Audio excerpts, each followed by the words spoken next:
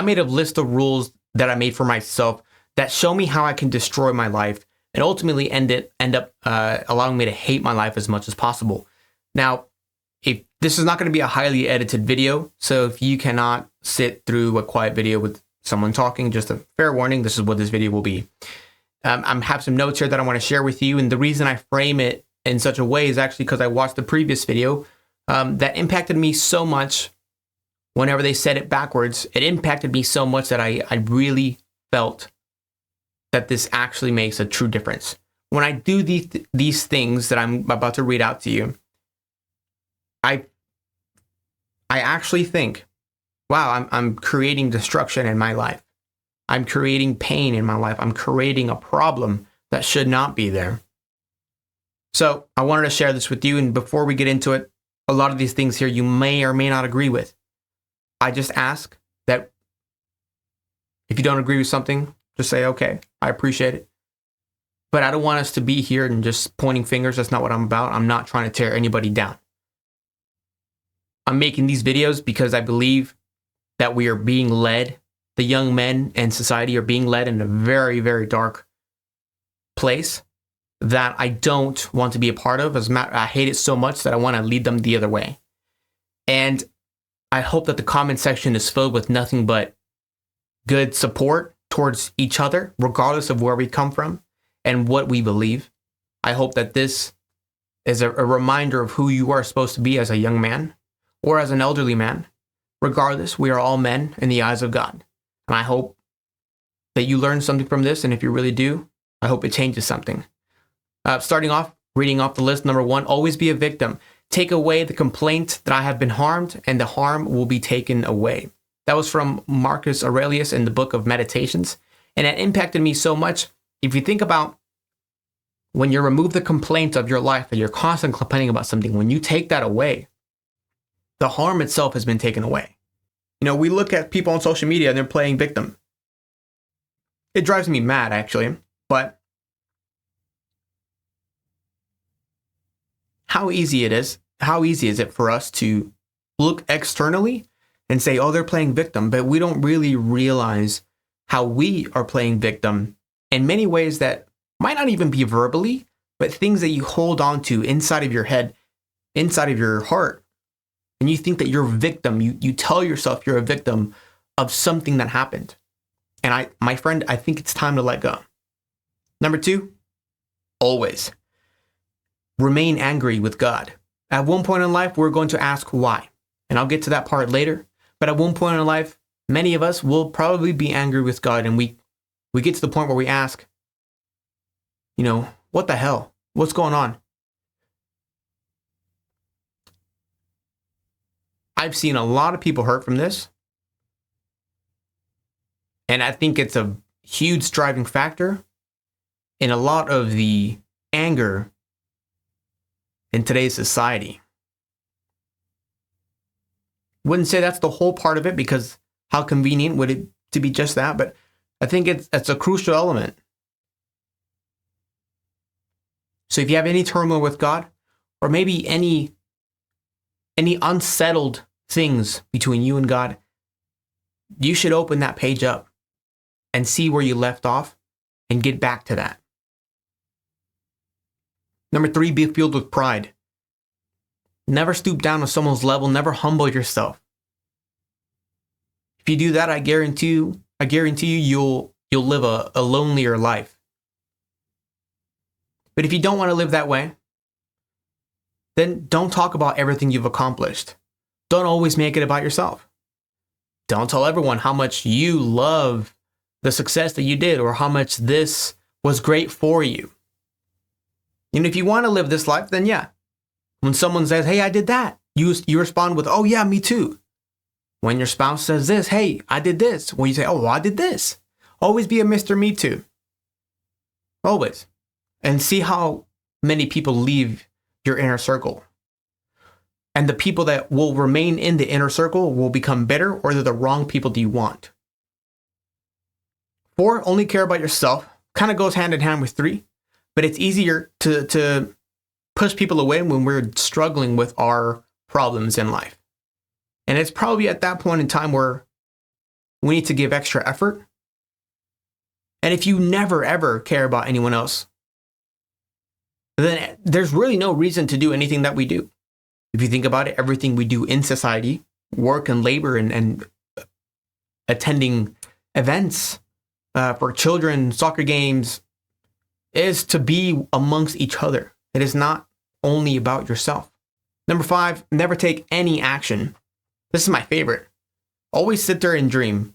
Make sure you never accomplish anything because you won't start anything. Never ask the girl. Never. Always cower it away and whimper away, and then blame society for all of your problems. Always tell your friends how you're going to do this one day, but never actually do it. That's my favorite. This one is extremely important. If you just start to take action, it's not even necessarily the fact that you took action that makes you feel better. It's the amount of self-respect that you start to gain for yourself. That's what really makes a difference inside of your psychological warfare that you're dealing with. Number 6, never ask for help due to pride. I think amongst men, it's easy to never say, hey, I need some help, because we don't want to be a burden. And surely they're dealing with other things. I've got some friends that I consider them to be brothers. I don't have any brothers, but they're my brothers. But I would never probably ask for any help. I never have. And it's not an easy thing. I've started to open up and say, hey, can you help me with filming this? Can you help me with filming that? Silly thing. They're like, of course. So I implore you to let people in. Let the barriers down that shouldn't even be there. We probably all want to ask each other for help, but I think we're all afraid to say, I'm first, or can I ask first? 7, don't be resourceful. This is probably my pet peeve in people. If anyone asks me something that they can easily look it up, I'm just going to respond with look it up. Being resourceful is everything to me now. We live in an era where you can figure out how to do anything in the world that you want to do. And if you're not figuring out how to do something, you're not being resourceful. That doesn't mean you never ask for help, though. Being resourceful means that you've done all the research beforehand and then you go ask for help. If you want to get promoted, learn how to be resourceful. If you want to be better at your job, learn how to be resourceful.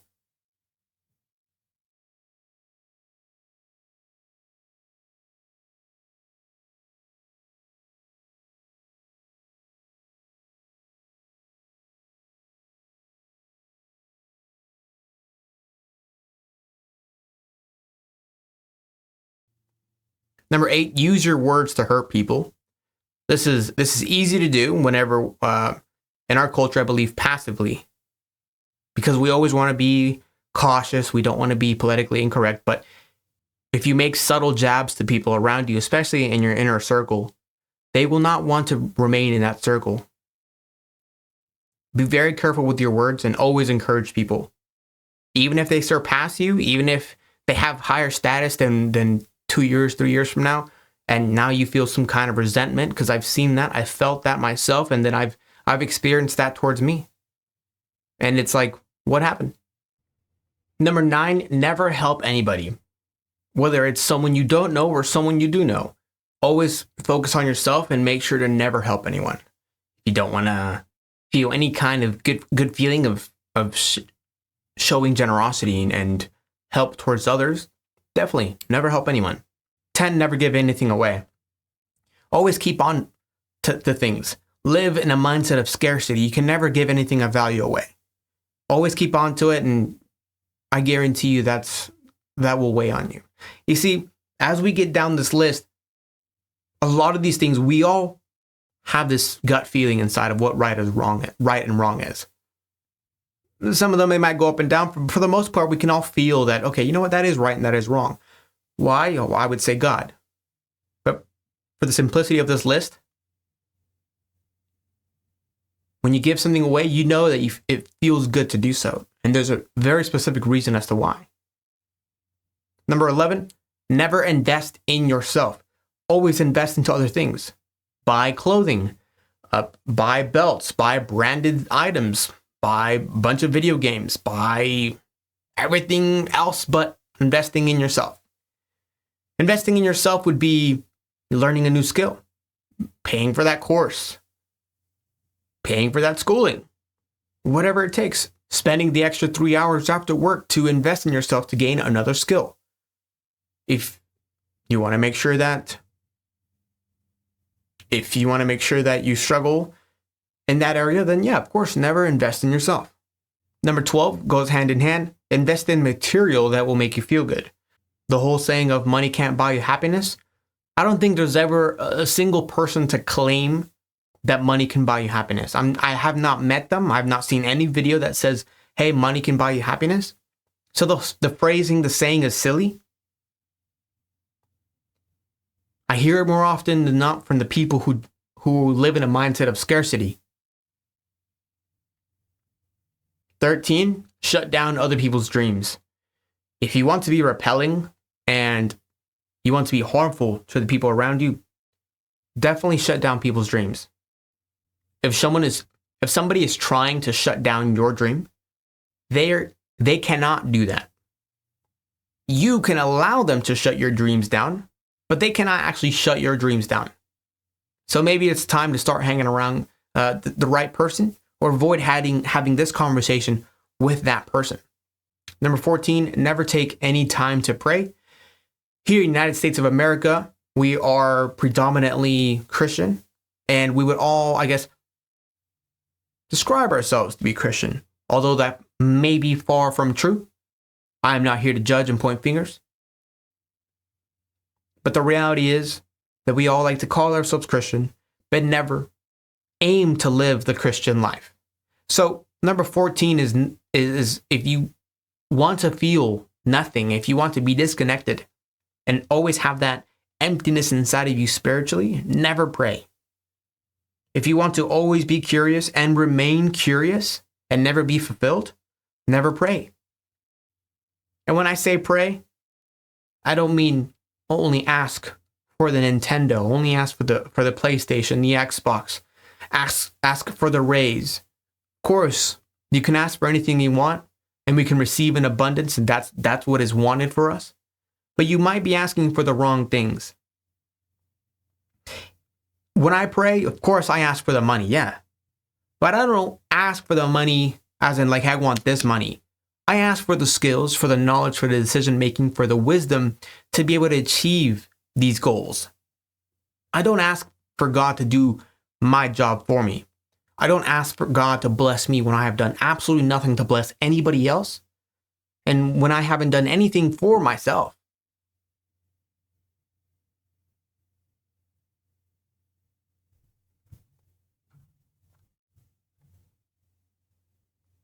"15, watch TV every day. If you want to make sure you waste your life away, make sure to watch TV every single day. You'll probably spend, who knows, 600 to 1,200 hours a year on a couch watching TV. There could be some caveats where if that is your love language with your spouse, and that is what you do for quality time, I understand. I completely understand. I'm sure that it won't lead to watching TV every single day. But the problem with watching TV every single day is that a lot of us, especially if you're watching this video still, a lot of us have this feeling of we need to do more. We need to do more. We're not happy with what we've done, and we feel guilty for playing the games, and we feel guilty for watching TV. The problem, my friend, is not the TV. The problem is the fact that, again, it's that self-respect. You're watching TV, so your self-respect depreciates. And it goes on into a vicious cycle until you have absolutely no discipline. You realize you have no discipline, and therefore you have no respect towards yourself. And then a vicious cycle starts to hurt a lot. 16, avoid work as much as possible. 17, live for the weekends. I put them back to back because it's ironic. If you hate work, you hate your whole week. And your weekend is lived so shortly that you want to cram everything in your weekend that you want to do And then the rest of your life is just living as a slave. But if you look forward to work, if you find something to give you vision, and if you decide, you know what, I'm going to start doing good work, regardless of me being happy for it right now, you can move up. But to leave that area, to leave the spot of where, if you don't like where you are now, it's not about absolutely dreading work every single day.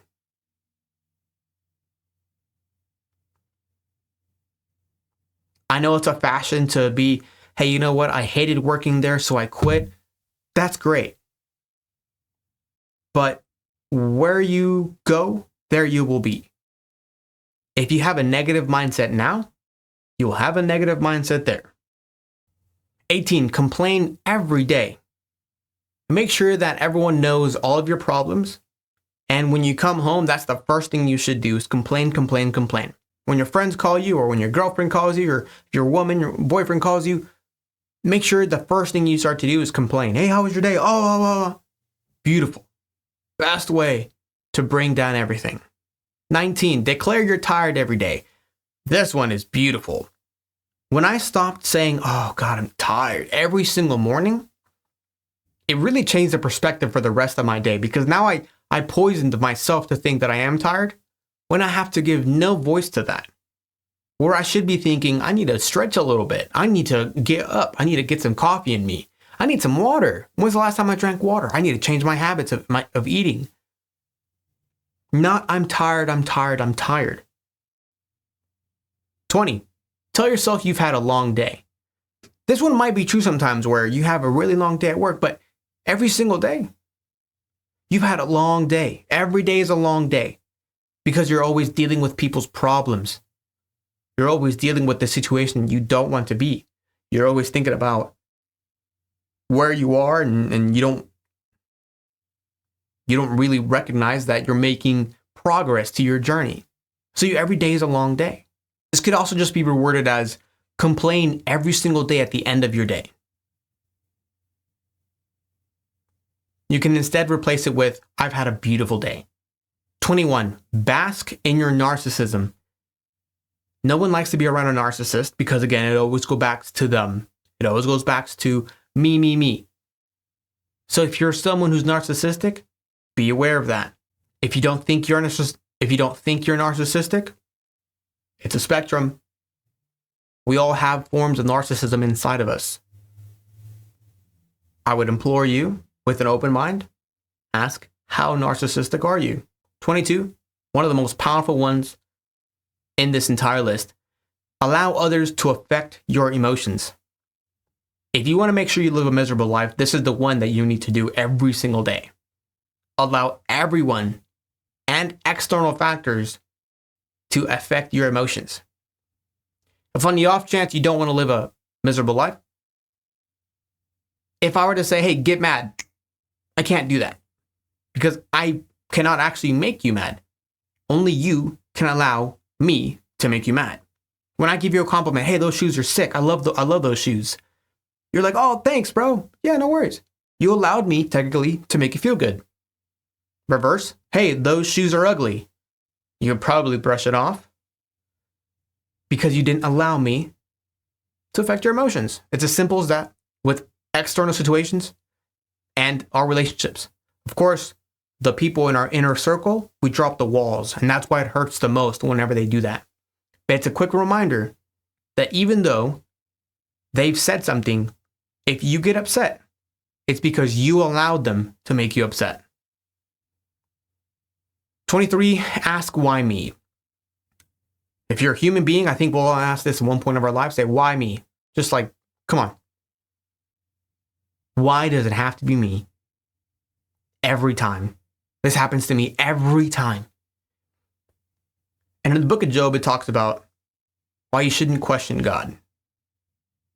And if you're asking why me in a room, I mean, if you're either talking to nothing or you're talking to God, I would presume both are the same, since you can't have nothing without something.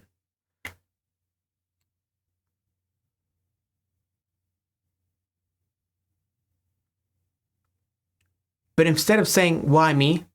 I heard this corny phrase, but it's so true. Just say, try me. Just keep trying me and see where I break. Just keep going. Just one more. Just one more. Start to think of how much more you can handle. Think about it as a challenge. You know what? Can I do one more rep? What about one more rep? What about one more? And just keep going. And as life goes on, you will start to be calloused.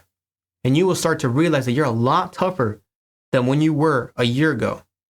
Only because of the mind shift that you took, not because of the amount of things that you've taken on.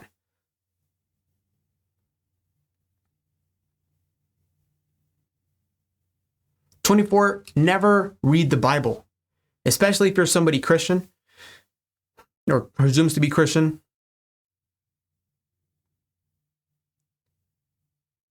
I find that so much of the advice that we hear from social media and all the books, it's actually ironically all in the Bible that's, a couple thousand years old. And instead here we are looking for, hey, what's the next book? What's the best book you've read on this? Well, for me, it's the Bible. Every time. Most of the books that I read, I can reference it back to the Bible. So if you want to read a book that will change your life forever, read the Bible. If you don't, I recommend you spend $1,000 buying a couple hundred books that will just point to what's in the Bible.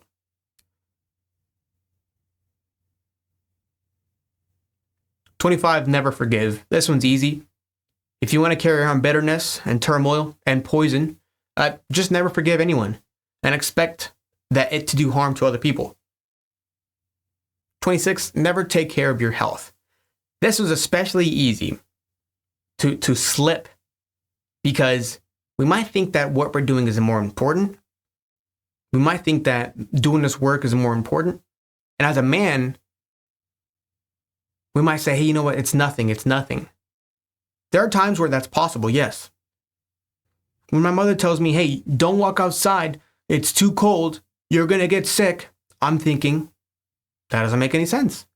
I walk outside barefoot, 30 degrees, I don't stay out there long, but I can walk outside and be like, yeah, I'm not going to get cold. I'm not going to get sick. I'll get cold, but I won't get sick because it just doesn't make any sense to me. I understood. I read why people get sick in the cold, and it just doesn't happen because it's magic. So I don't get sick often. I thank God for that. It's not because I'm a genius, but I also have a huge understanding that what you believe really affects your health. And sometimes you feel like not taking care of yourself is a hindrance, but in reality, it's very important you take care of yourself so you can do the things you want to do and live a fruitful life. #27, spend more money than you can make. If you want to make sure that you're always in the weeds, you're always behind, spend more money than you make. And surely you'll live a very stressed out life. And you'll become one of those people that say, well, money can't buy you happiness. Why are you doing that? What's the purpose? #29, believe absolutely everything you're told. I realized that I was actually like that. I would watch a video and be like, you know what? That makes so much sense. Turns out, may not always be the case. So I am guilty of it far more than many people and far more than I am happy to admit. And I've caught myself in that. So I noticed that a lot of the times you can live this illusion, this delusional life because you've been told something, but you didn't go fact check it. So my life became a lot easier when I would fact check things, when I would back up my arguments with real research, real scripture. I compare the things of what I say to the Bible. If it's not in the Bible and I say, oh, God wants you to do this, I don't say that. My life revolves around the Bible, for those of you who don't know. And it's not, I haven't been this way forever. I'm actually fairly new to this, but I've started reading and realizing that a lot of the things that family, friends, and peers and all these people say, oh, you shouldn't judge. All these people that haven't read the Bible, and they will tell me these things. And I look back and I say, that's not actually what it says. But that came from not allowing everyone to tell me things and I believe it. I'm not that gullible anymore. And I hope that I can pass that on to you. 30, never finish what you start. Not only will other people look at you and think you're a joke, you'll feel that times 10 inside of you because you start to lose respect for yourself. I'll just keep it at that. 31, never take any risks. The only reasons that stories are good is because there are risks. If the people that die on an expedition, they will be told, you know, that was a stupid move. That was completely pathetic on them. Poor planning. But if they had survived, they would have been cherished. They would have been, you know what? Those are brave men. That was incredible what they did. Take risks. 32. Entertain everyone's mediocrity around you. Life is filled with drama. Life is filled with toxic people. I hope that we are not one of them. At one point, we can become toxic, and I just hope that we go back to being pure. And it's impossible to be pure. The word, I think a better word is sailing in the right direction. We might veer off left and right, but as long as we sail in the right direction, that's the goal. But sometimes, and as you're sailing,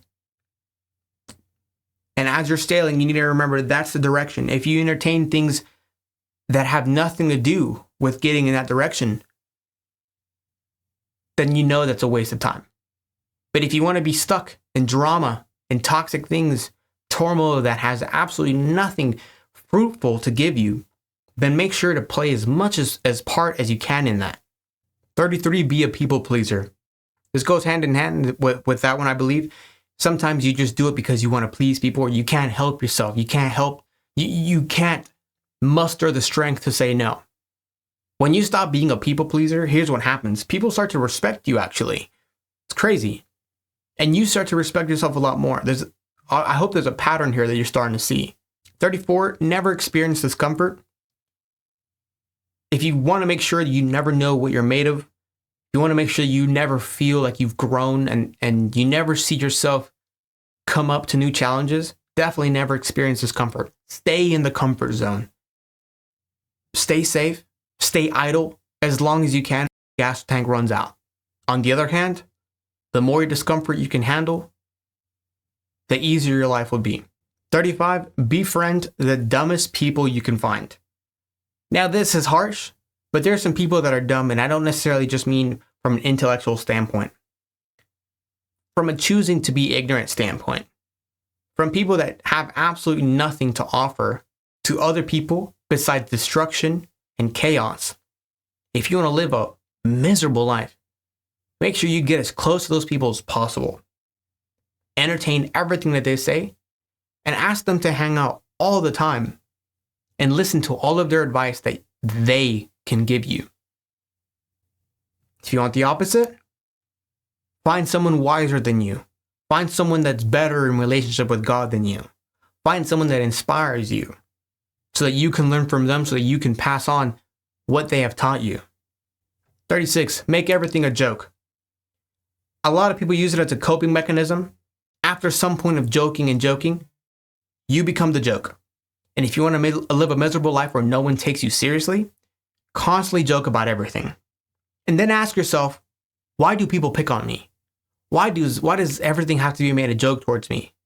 It's not their fault. It's yours. You've allowed this to happen. You created this situation. Now, if you want to get out of it, you've got to crawl out of it. 37, ignore what God has in store for you. I know this one so well. I've been doing this for the longest time I can remember. This is probably my worst one here. I've been doing this for so long that I can't even remember when I decided to actually say, nah, screw this. We all feel that. And one where we bury it. And I'm asking you, if you're a Christian, and if you're not, I thank you for your time that you're still here. We all know that it's a calling and that we just keep pushing it back down. We all look for this passion. What's the passion? We all look for our purpose in life. But the purpose in life has already been given to us. It's to live in a Christian life. And if you live in this Christian life, as a Christian should, you find that there's all kinds of purpose in life.